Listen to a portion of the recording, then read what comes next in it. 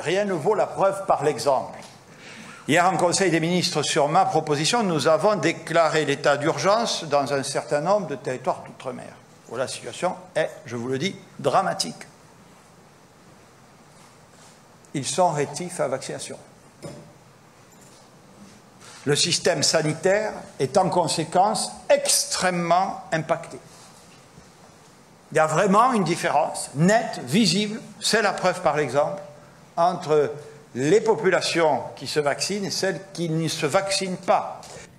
Alors, Barbara Lefebvre, on a pu avoir l'impression qu'il chapitrait les Iliens, le Premier ministre. C'est le moins qu'on puisse dire. Ils sont rétifs à la vaccination. On a l'impression de lire en sous-titre qu'après tout, ce qui arrive aujourd'hui aux Martiniquais, aux Guadeloupéens, quelque part, ils l'ont un petit peu cherché.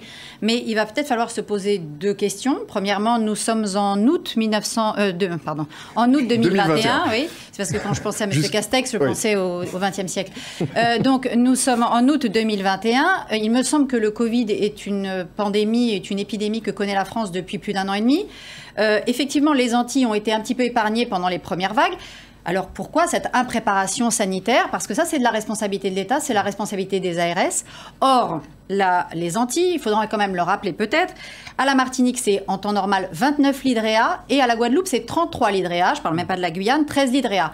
Donc évidemment que la tension hospitalière allait être insoutenable. Lorsque le variant Delta est arrivé, que les vacances juillet-août, où à la fois des Antillais qui retournent aux pays, Antilles, ou bien des touristes de métropole qui vont là-bas, on s'est peut-être douté, on aurait peut-être pu imaginer que le gouvernement allait anticiper un éventuel développement du variant Delta et aurait donc un petit peu essayé de préparer les choses. Par ailleurs, la situation des infrastructures hospitalières aux Antilles est calamiteuse depuis des années. Et cela, M. Castex parle du problème des Antillais qui seraient rétifs à la vaccination. Mais le problème, ce sont les infrastructures.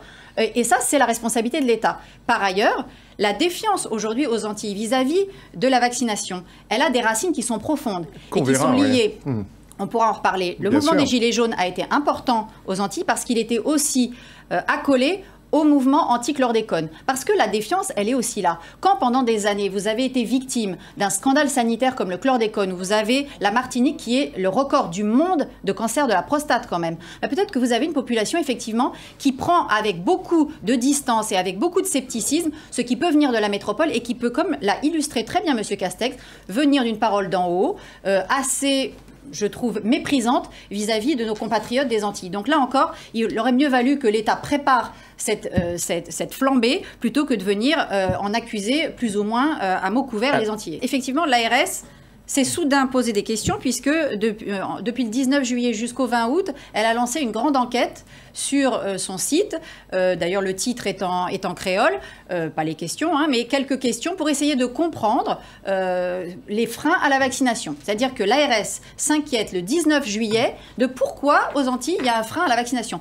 Tout cela montre donc bien l'impréparation des pouvoirs publics et je trouve véritablement que de venir en accuser exclusivement les populations et en disant « Oh, bah après tout, ils sont rétifs à la vaccination », c'est aller au pouvoir public, aussi bien ici, dans les territoires où on voit bien qu'il y a une réticence à la vaccination ou dans les territoires d'outre-mer, c'est au pouvoir public d'aller vers ces populations et d'aller les convaincre de venir à la vaccination et certainement pas de les accuser de s'en éloigner.